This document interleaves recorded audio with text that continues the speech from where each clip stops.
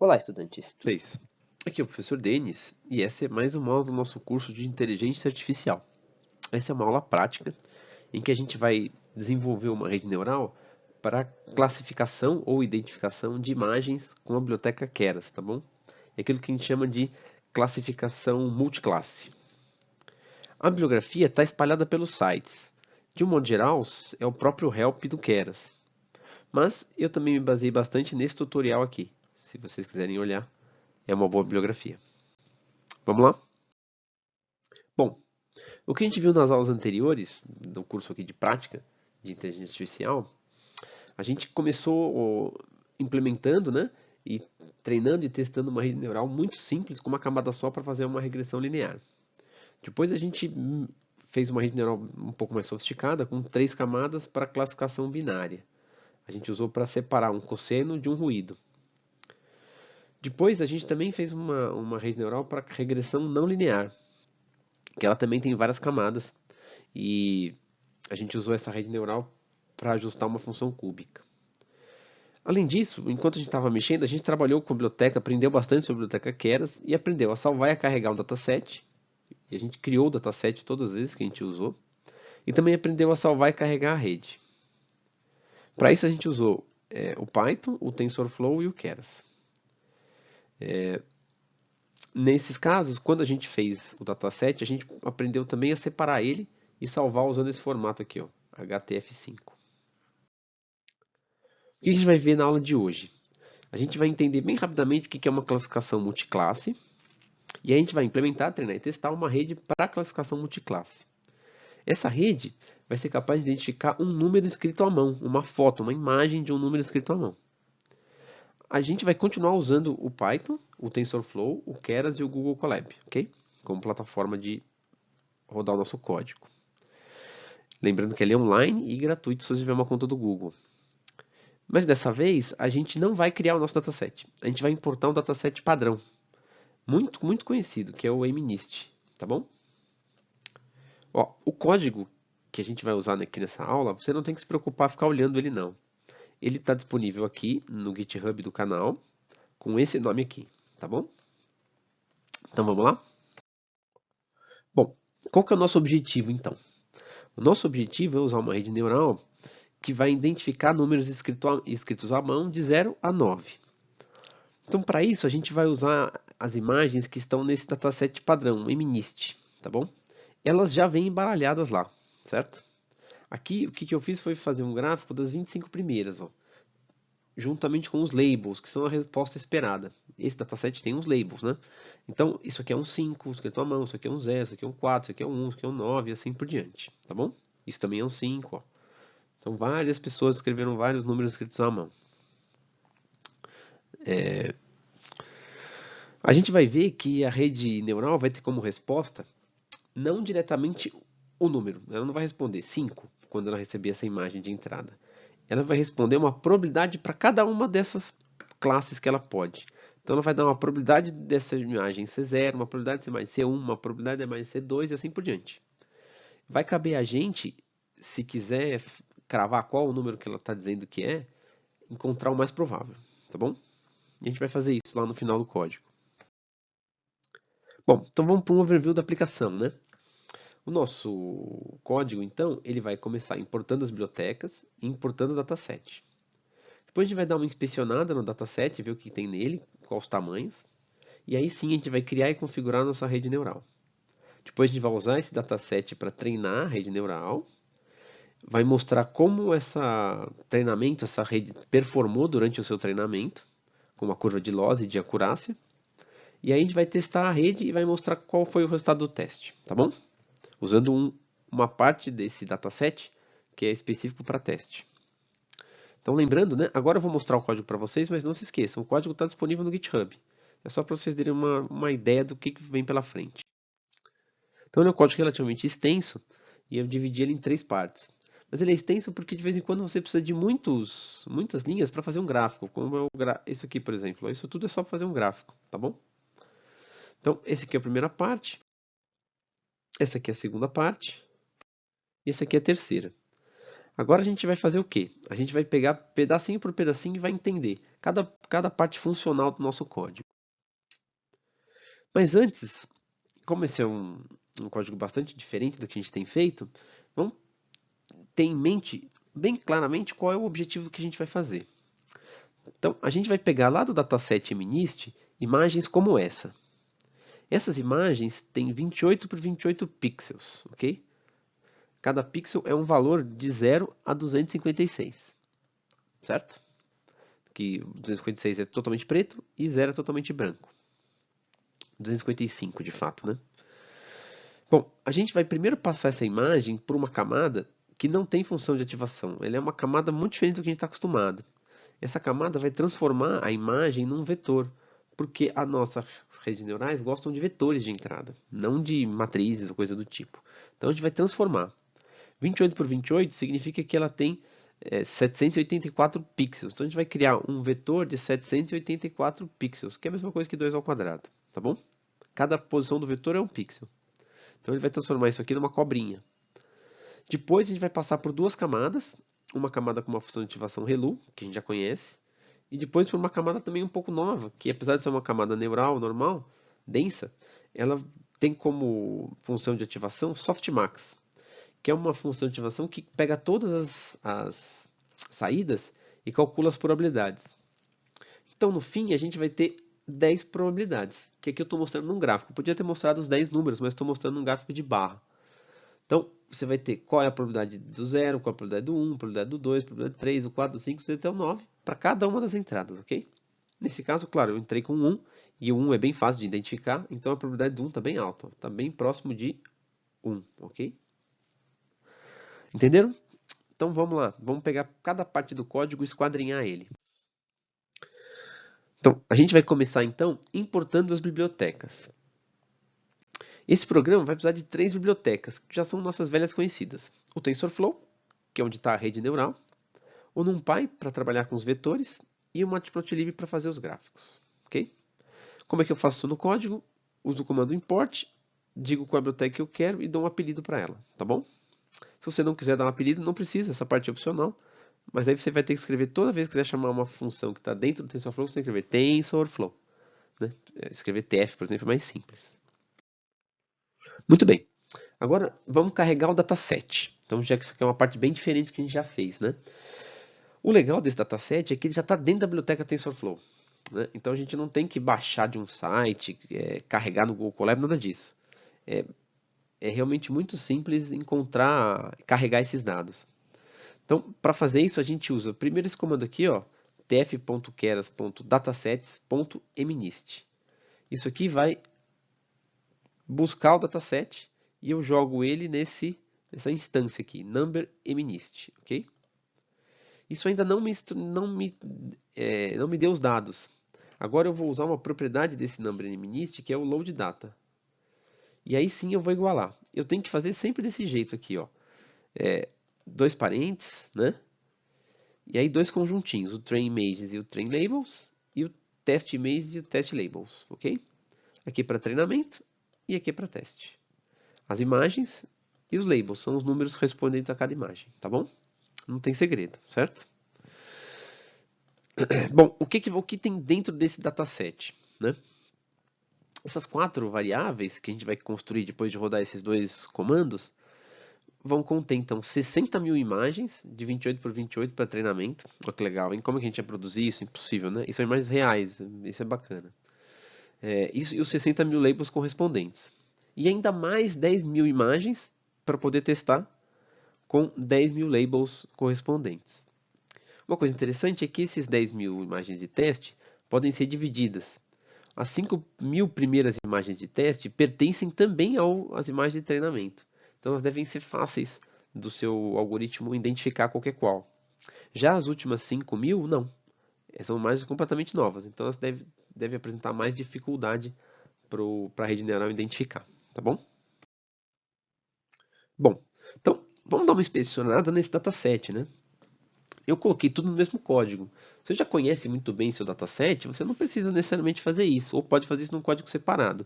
Mas eu coloquei tudo num código só, tá bom? Também porque eu estou seguindo lá aquela bibliografia que eu indiquei no começo.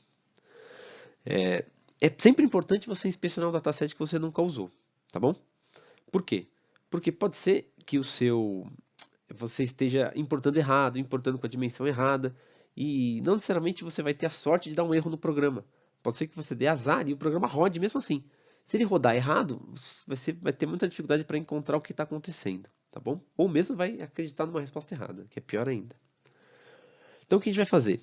A gente vai começar dando um print para exibir na tela a propriedade shape desses parâmetros image aqui. Então o train image e o test image tem uma propriedade chamada shape. Os outros também tem, né? Só que esses são mais interessantes. Ao ver isso, a gente percebe que esses variáveis são agrupados assim, ó. A primeira dimensão é cada uma das imagens. A segunda dimensão são as linhas e a outra dimensão são as colunas, tá bom? Então são 60 mil matrizes de 28 por 28. Depois você vai descobrir que o test shape são uns 10 mil matrizes de 28 por 28. Ok, bate com o que a gente esperava, tá bom? Vamos dar uma olhada e ver se realmente essas imagens são números, né? Então para fazer isso, o que eu vou fazer? Bom, primeiro eu vou pedir uma letra 14 para que os labels aqui fiquem bons de olhar. E aí eu vou pedir uma figura maiorzinha, vou calibrar a figura. Para a gente aprender um comando novo. Em vez de só dar o plt.figure e abrir e fechar parênteses, eu disse para o plt.figure qual o tamanho da figura que eu queria. 8 por 4. Então ele vai fazer uma figura grande e desproporcional, né? Para depois eu poder imprimir esses oito exemplos aqui. E aí eu fiz um for de 1 no range de 2 vezes 4, certo? Porque eu vou imprimir duas linhas, 8 colunas, tá bom? Quer dizer, duas linhas e 4 colunas. Se eu quiser, eu posso escrever 8 aqui, pronto, tanto faz também. Aí no subplot não, eu tenho que colocar duas linhas, 4 colunas e mais um, que ele vai pegar esse i aqui. Como o i começa do 0 e vai até 8, o subplot não pode começar do 0, então você tem que somar 1 aqui no i, tá bom? Aí, para ficar mais bonito, eu estou usando esses comandos aqui, o plt.xtick vazio e ytick vazio, e ele desaparece com aquelas marquinhas, sabe? Ele não coloca as escalas aqui. Não me interessa saber qual é o pixel 20 ou qual é o pixel 10, tá bom? Então eu sumi para ficar mais bonito. Se não quiser, não precisa. E aí, então, estou usando um plt image show. Então é um outro comando de plot que é bom para plotar imagem, certo? Manda ele plotar cada uma das imagens, estão indexando aqui no i. E aí, você pode, se você plotar direto, ele vai usar um mapa de cor que é todo colorido. Mas eu sei que isso aqui no fundo é um pixel preto e branco, então eu estou pedindo esse binário aqui, certo? plt.cm, que é um color map binário. Aí ele fica bonitinho, de 0 sendo branco e 255 sendo totalmente preto. Eu faço uma imagem em tons de cinza fazendo isso. E depois eu imprimo como o label do X, aqui, o label correspondente, né? Então cada um tem o seu label correspondente, ok? No final, terminado o for, eu volto para cá, né? Então lembra que é a indentação que marca o que está dentro do for no Python. Então esses quatro comandos estão dentro do for. E aí depois eu dou um plt.show e ele vai mostrar a figura lá para mim no display do Google Colab. Legal, agora que eu já inspecionei o dataset, já está tudo como eu esperava, eu vou começar a fazer minha rede neural. Então eu vou criar e vou configurar ela, tá bom? Para fazer isso, eu vou separar dessa vez em três tarefas. Uma que eu crio a rede e as camadas, outra que depois eu defino o otimizador e compilo a rede, e depois eu mostro um resuminho do que eu fiz. Então essa é a parte mais importante, né? Na hora de criar a rede, a gente vai criar essa rede com uma primeira camada que ajusta. Como eu já expliquei antes, eu não quero uma camada que pega... Eu não consigo entrar direto na rede com uma matriz, eu tenho que entrar com um vetor. Então, eu vou começar com esse sequential, que a gente já usou, e dentro dele eu vou colocando vários comandos dentro desses conchetes aqui. Cada comando vai criando uma camada. Então eu vou criar as três camadas da minha rede, uma camada flatten e duas camadas dense, ok? Tá bom? Então primeira, segunda e terceira camada. E já vou indicando qual o tamanho da camada e qual a função de ativação. Então, a flatten você não tem que indicar o tamanho da camada, você só diz como é que é o shape da entrada. Então eu estou avisando que vai ser uma entrada de 28 por 28 e ele vai transformar isso num vetor. Ponto. Ele não tem função de ativação, né? Porque ele só faz isso, só transforma a matriz em vetor. Aí na próxima não, eu tenho que dizer quantos neurônios ela vai ter e quantos, ou units, né? E qual a função de ativação. Então eu vou fazer com 128 units e com a função de ativação relu. Depois a gente vai olhar melhor o que é isso. A segunda, eu vou usar 10, né? Só que eu defini como uma variável para ficar mais fácil. Eu tenho 10 classes. Essa é uma classificação multiclasse, certo? Não é binária. Eu não quero saber se o número é 0 ou não é 0. Eu quero saber se ele é 0, ou é 1, ou é 2, ou é 3. Então, na última camada, eu não tenho uma saída só. Eu tenho 10 saídas, certo? Com a probabilidade de cada uma dessas classes. Para que seja a probabilidade mesmo, a função de ativação que faz isso é o softmax. Depois eu tenho o costume de definir um nome para a rede. Então, terminado eu ponho vírgula e dou um nome para a rede. Mas se não quiser, não precisa. Tá bom? Lembra, a gente também poderia ir adicionando as camadas, mas com a flatten é um pouco mais difícil. É mais fácil fazer assim de uma vez, usando o sequential. Tá bom? Então, dessa vez, nossa rede não é toda feita pelo mesmo tipo de camadas. Antes a gente sempre usava as dense, né? Para a gente entender que isso é um mundo, né? O Keras tem muitas camadas possíveis, muitas.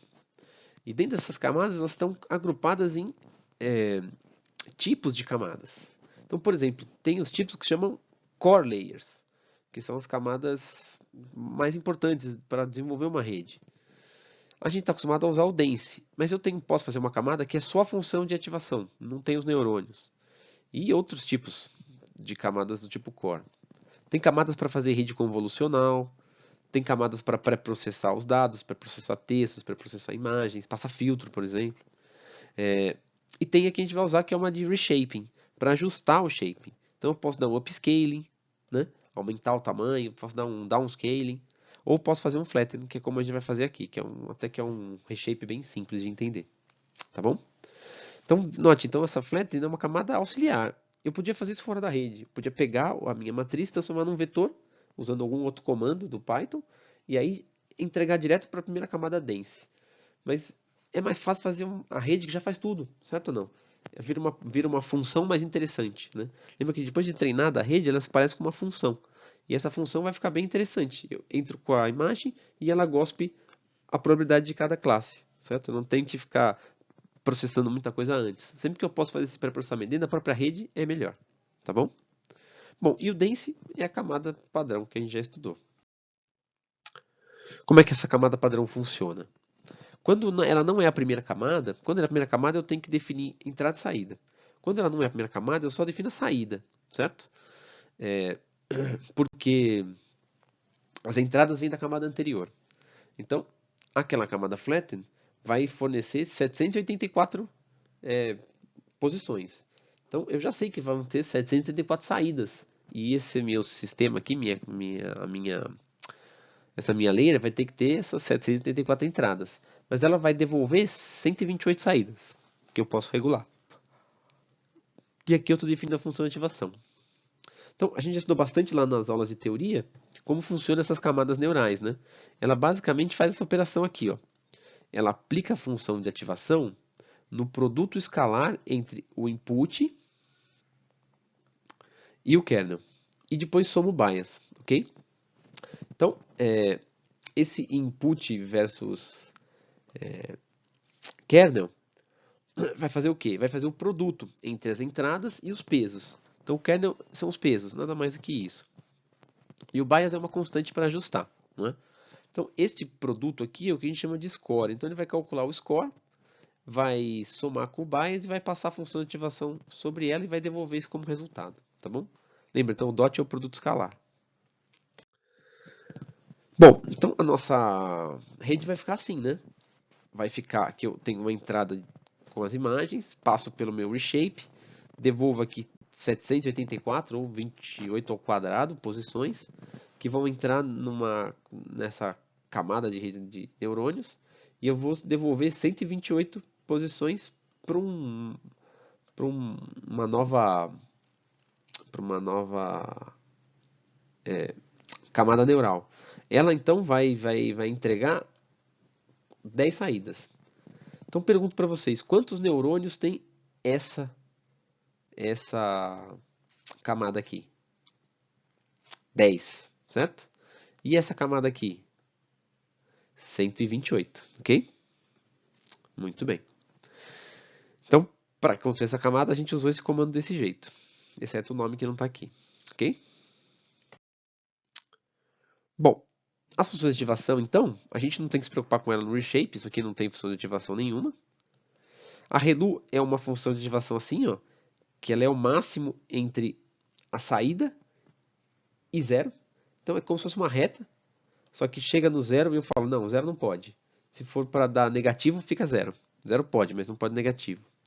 E essa softmax, que é a novidade de hoje, certo? Por ser uma classificação multiclasse. Então o que ela faz, essa softmax? Ela, em vez de aplicar uma função de ativação saída por saída, como é o caso aqui da rede dense, é uma função que é aplicada sobre todas as 10 saídas ao mesmo tempo. Né? Ela tem como entrada um vetor e uma saída, e de saída um vetor. O vetor de entrada eu vou chamar aqui de x, e são os valores que ele entrega. Então são só números. E números não são fáceis de interpretar. Então eu passo a softmax porque ela faz essa conta aqui, ó. Ela transforma esses números em probabilidades fazendo essa conta aqui. Ela faz o exponencial de cada um desses x e divide pela somatória de cada um desses x. Então isso vai obrigar que a somatória de y seja igual a 1, que é uma característica de probabilidade, e eu ainda uso aqui a exponencial para ajustar isso. Tá bom? Esse softmax é sempre usado quando eu estou fazendo classificação multiclasse, tá bom? Não precisamos se preocupar muito com isso. Só se lembrem disso, que ela devolve probabilidade. Se eu somar as 10 saídas, vai dar 1, sempre, tá bom? E a flatten? Então, acho que vocês já puderam entender, mas se ainda não ficou claro, ó, o que ela vai fazer? Ela vai pegar uma imagem como, por exemplo, essa daqui, ó, tá bom? E ao ser aplicada, ela vai transformar essa primeira linha de pixels em valores. Depois ela vai continuar daqui com a segunda linha de pixels, a terceira linha de pixels, a quarta linha de pixels, e assim por diante. Então note que as primeiras linhas aqui são só feitas de zero. Então o vetor de saída que está desenhado aqui, ó, tem um começo só de zeros. Ok? Mas depois, de vez em quando, ele pega um monte de bits positivos. Então ele pega alguns aqui, e aí vai fazendo esses picos, tá vendo? Porque ele sempre passa pelos zeros que estão aqui, ó, e que estão aqui, né? Então sempre uma hora volta para o zero, tá bom? Então esses picos é porque ele está passando aqui, ó. Então ele encontra pixels que valem valor, valor, valor, depois volta para o zero. Aí volta, valor, valor, valor, volta para o zero, tá bom? Isso não é muito importante, né, se tem esse formato ou não, mas é para você saber que a nossa rede neural, na verdade, está aprendendo a identificar o que é isso aqui, ó. E disso tem uma relação com a imagem. Mas é isso que ela está identificando o padrão. E sobre esse tipo de vetor. Tá bom? Bom, se você quiser só ver como é que a Flatten funciona, por exemplo, fazendo o que eu fiz agora há pouco, use esse código aqui. Ele também está lá no GitHub no final, tá bom? Como uma segunda célula, tá? Por quê? Porque você pode fazer uma rede neural que é só assim. Então eu criei uma rede neural que só tem a camada Flatten, tá bom? E aí entreguei para ela uma imagem, no caso a imagem 0. Para entregar eu preciso fazer assim, de 0 até 1, que ele pega 0 sem mudar a dimensão do Training Images. Aí eu passo essa imagem aqui para a rede neural, porque eu chamei ela de imagem de entrada, pego esse vetor de saída e faço o plot da imagem e do vetor. E aí você vai ter aqueles dois gráficos para entender o que está acontecendo, para ver se o seu Flatten está fazendo o que você esperava. Se você quiser, você pode testar. Se você já tem certeza do que está acontecendo, não se preocupe. Isso não faz parte do código principal, tá bom? Não preciso fazer isso. Precisa ter duas redes neurais. É só uma camada dentro da nossa rede. Bom, depois, né, que eu defini as camadas da rede, eu preciso definir como que vai ser a otimização, como é que ela vai aprender. Então, para fazer isso, eu preciso criar um otimizador. Eu estou fazendo isso definindo um objeto aqui, porque aí eu posso ajustar o learning rate. Ó. Então, eu estou definindo esse OPT, que é um Optimizer ADA, ok? Com um learning rate de 0,01, tá bom? Eu estou escolhendo esse loss e essa métrica. Eu tenho que passar isso tudo de uma vez para o comando model compile, que é ele que vai compilar a rede, dizendo para ela como que ela vai aprender na hora que eu tentar fazer o model fit. Tudo bem? Então, só olhando cada um deles, né? O loss é aquela função que ele vai minimizar. É aquela função que ele está tentando encontrar um zero enquanto ele vai ajustando. E ao encontrar um zero, significa que ela está errando pouco. Deve ter uma acurácia, deve ter uma relação com a acurácia. O loss é melhor que a acurácia porque ele varia continuamente, enquanto a acurácia tem truncos. E minimizar funções que têm que travam, né? Que tem pequenos truncos, não é tão bom. O loss que a gente escolheu é um loss relativamente sofisticado, é o Sparse Categorical Cross Entropy. Mas você só tem que saber para quando ele é usado. Quando que se usa ele, né? A gente usa esse Sparse Categorical Cross Entropy sempre que eu quero fazer uma classificação multiclasse e os labels são números inteiros, ok? Se os labels não são números inteiros, você não vai usar esse sparse aqui, ok? Existem outros para você olhar. Se você quiser, aqui tem todos os losses que o Keras te permitir usar, tá bom? Se você quer saber um pouquinho mais sobre o que é cross-entropia, eu indico esse site aqui, tá bom? Eu falei um pouquinho sobre ele na aula de classificação binária, se você quiser olhar também, mas foi bem rápido também. Bom, o otimizador, então, é o algoritmo que ele vai usar para tentar zerar o loss. A gente está usando o Adam, que é um otimizador relativamente sofisticado. Ele usa uma estimação adaptativa de momentos de primeira e segunda ordem. Aí, se você não assistiu outras aulas, você deve estar pensando, que diabo é isso, né? Fica tranquilo. Se você quer se entender em detalhes, você pode olhar esse artigo aqui, ok? Que é um artigo que ele apresenta o Adam. E explica tudo direitinho, é um bom artigo. Se você olhar com calma, você vai entender o que você quer. Mas, se você olhar nas aulas anteriores, eu separei no fim da aula qual é o algoritmo que está por trás do Adam. Então, eu não vou fazer isso aqui de novo para tomar mais tempo desse vídeo, tá bom? É só procurar que você vai encontrar. Bom, a última coisa que a gente tem que fazer na hora de compilar a rede é a métrica. Em classificação, geralmente a gente usa uma métrica, mas a métrica não é obrigatória, porque durante o aprendizado, o que a rede está fazendo é minimizando o loss. Ela só vai calculando uma métrica para deixar lá para a gente olhar, tá bom? A gente vai usar uma métrica de acurácia, porque para classificação a gente sempre usa acurácia. A acurácia é simples, é a frequência em que ele acerta, né? Se eu tinha 10.000 e acertei 9.000, então minha acurácia é de 90%. Simples assim, tá bom? E por último eu tenho um print do Model Summary para poder olhar a rede. Então nossa rede vai ser assim, ó. Tem uma camada flatter, entende? Que vai ter como saída 784 posições e não tem nenhum parâmetro para ajustar, tá vendo? Ele é uma camada auxiliar. Mas aí depois eu vou ter uma camada densa que tem 784 entradas e 128 saídas. Ela é tão densa que olha o tanto de parâmetro que vai ter que ajustar aqui, ó, mais de 100.000, né? Vai dar trabalho para o otimizador, hein? E aí depois eu faço uma outra camada para poder transformar esse 128 em 10 classes, tá bom? E aí eu tenho aqui as minhas 1.290 parâmetros para ajustar. Então, somando esses dois, o número total de parâmetros vai ser, uau, 101.770 parâmetros. Isso vai significar que cada época vai demorar muito. Então, diferente do que a gente fez outras vezes, eu não posso fazer um algoritmo aqui de 1.000 épocas. Senão você vai ficar um tempão rodando isso aqui. Mas, em compensação, eu tenho tantos exemplos, eu tenho 60.000 exemplos. E tenho uma rede tão densa que com poucas épocas eu devo conseguir otimizar, porque uma época roda os 60.000 exemplos, tá bom? Bom, então na hora de treinar a rede é que ele vai rodar esses 60.000 exemplos, não é? O que eu devo fazer então é usar o comando model fit, como a gente já usou antes, e passar para o model fit onde estão os x de treinamento e os y de treinamento. Falando genericamente, né? O nosso caso, o nosso X, a nossa entrada, são as imagens. Então eu vou passar para ele os train images. E as saídas, os Y, são labels, ok? Lembra como eu falei, né? Use poucas épocas, tá bom?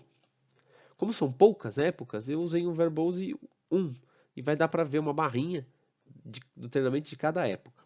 Mas se você não quiser, coloca 0 aqui, que ele não fica poluindo muito o seu notebook.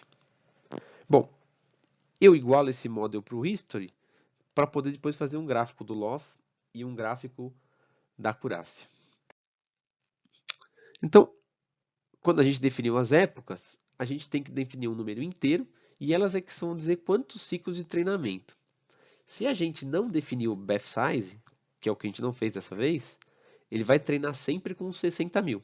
Se eu colocar um Beth Size de 30.000, ele aleatoriamente pega 30.000 de cada vez e vai treinando, certo? Então cada época fica mais rápida. é uma questão de escolha. Aqui eu deixei ele treinar tudo e coloquei poucas épocas, tá bom? E o verbose eu escolhi um para ele mostrar a barrinha de progresso, ok? Bom, então, depois de compilar e treinar a rede, a gente pode ver o que tem lá no history, né? Então a gente usa esse comando, a gente usa um comando para fazer uma figura. Eu usei um PLT figure e um subplot, duas linhas, uma coluna 1, e fiz um gráfico do loss. Para pegar o loss, eu usei um semilog x, eu gosto de fazer o gráfico de loss em log, e você põe lá history.history e põe o nome da variável que você quer, no caso aqui, loss. E aí eu escrevi um loss na legenda para a gente saber do que se trata. Depois fiz a mesma coisa, só que na segunda linha, ó, então duas linhas, uma coluna, gráfico 2, e pedi dessa vez o accuracy, tá bom? E aí coloquei lá na legenda que eu estou fazendo a acurácia aqui. E depois eu uso o tight layout para ele não misturar os dois gráficos, tá bom? Olha que legal, ó. Cai rápido o loss, certo? E depois ele fica meio que andando de lado, mas ele vai melhorando aos pouquinhos, ele ainda está caindo. Tanto está caindo que ao longo do treinamento a acurácia está crescendo, tá vendo? Ela oscila um pitico, mas ela basicamente está crescendo, tá bom? Legal, né? Bom, bacana, mas isso é como a rede se comportou durante os dados de treinamento. O teste real para a rede é quando eu dou dados novos para ela. Porque ela pode simplesmente aprender o padrão daqueles dados e não um padrão que vale para qualquer coisa. Tá bom? Então, para fazer isso, a gente vai fazer duas coisas. A gente vai diretamente usar o model predict, que é o comando que depois de treinar a rede, é o que você vai usar sempre que você quiser. É como se fosse a função da rede, esse model predict aqui.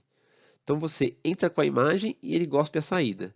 Se você entrar com 10.000 imagens, que é o que a gente está fazendo aqui, ele vai cuspir 10.000 saídas, tá bom? Cada saída, lembra, são 10 probabilidades.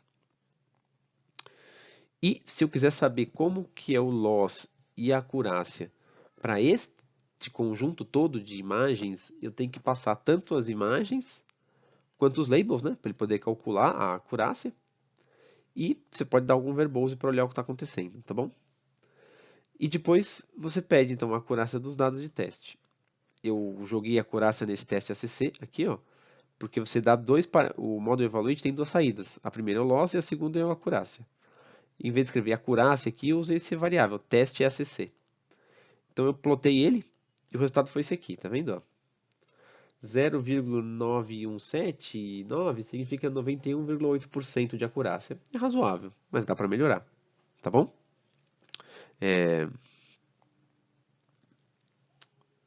Bom, depois de fazer isso, quero olhar um pouco mais nesses resultados. Então eu perdi um pouco de tempo e fiz um gráfico. Que gráfico que eu fiz?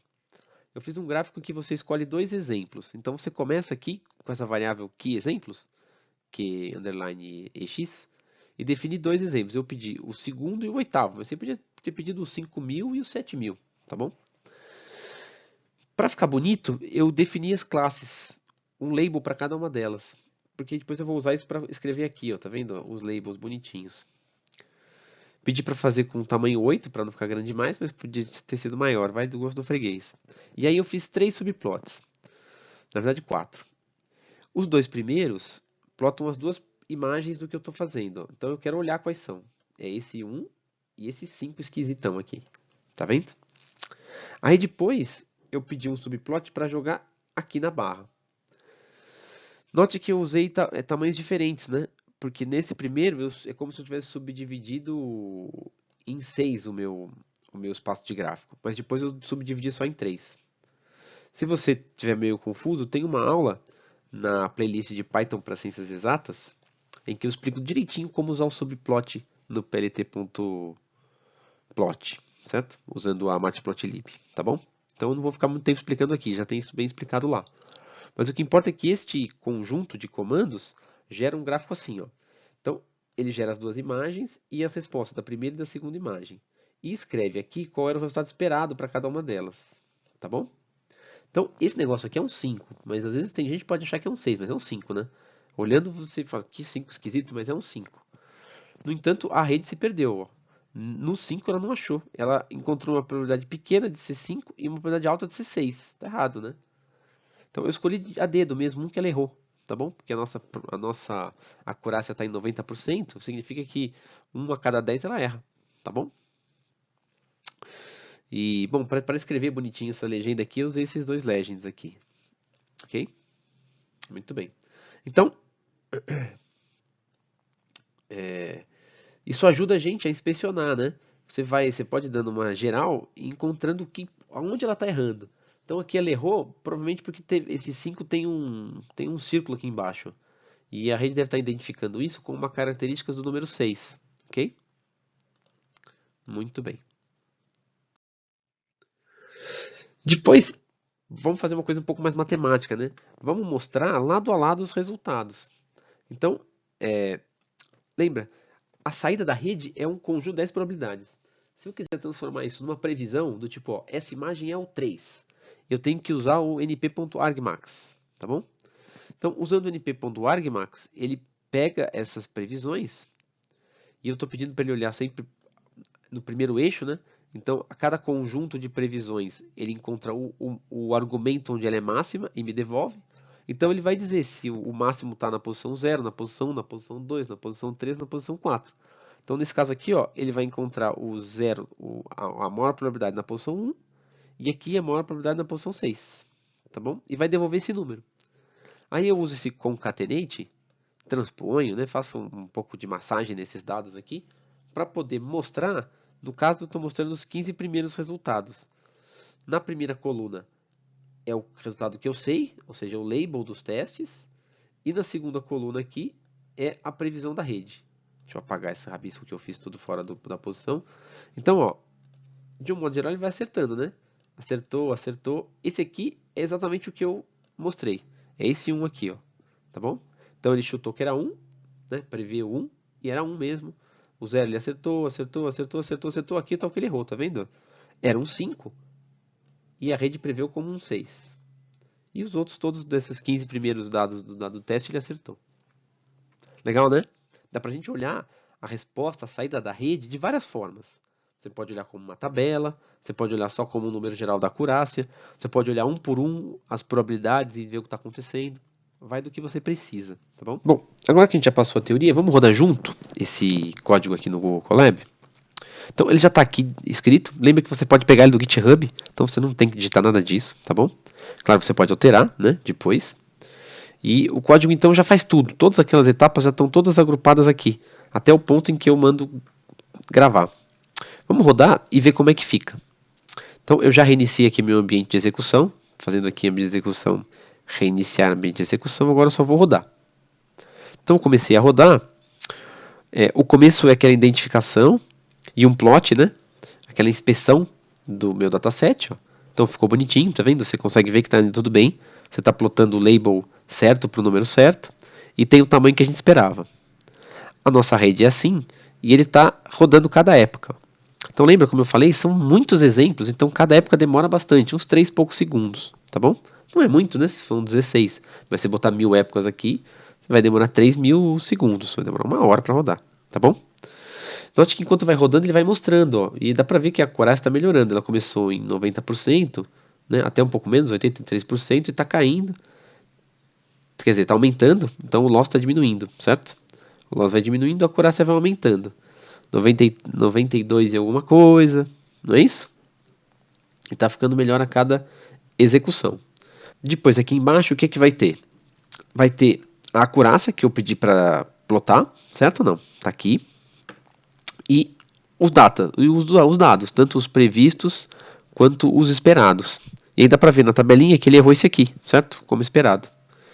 O gráfico do loss está aqui, o gráfico da acurácia está aqui, então o loss foi caindo, como a gente mostrou, e aqui está aquele exemplo que eu plotei, tá bom?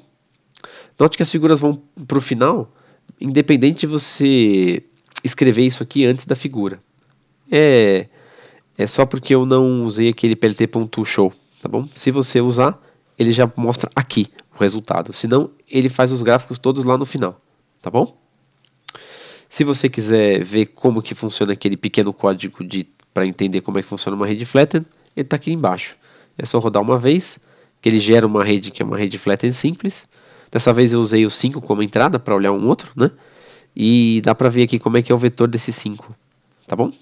Tanto a entrada quanto a saída dessa nossa pequena rede, ok? Agora que vocês viram como funciona o nosso código e viram ele rodando lá no Google Colab, eu queria propor um exercício para vocês. Nota, dessa vez a gente está usando dataset padrão. Isso tem uma vantagem. Muita gente já tentou fazer rede neural e outros algoritmos para identificar quais são os números que estão escritos ali. Então a gente tem com o que comparar a nossa acurácia. Então nesse site aqui, ó, tem vários resultados de vários algoritmos, até um preditor linear, que nem que a gente faz ali nas aulas de teoria, para identificar qual é os números que estão desenhados ali, escritos à mão. Se você pegar as categorias de rede neurais, neural networks, né? Só que ele mostra que a maior taxa de erro que você vai encontrar é de 4,7%. Taxa de erro é 1 menos a acurácia, né?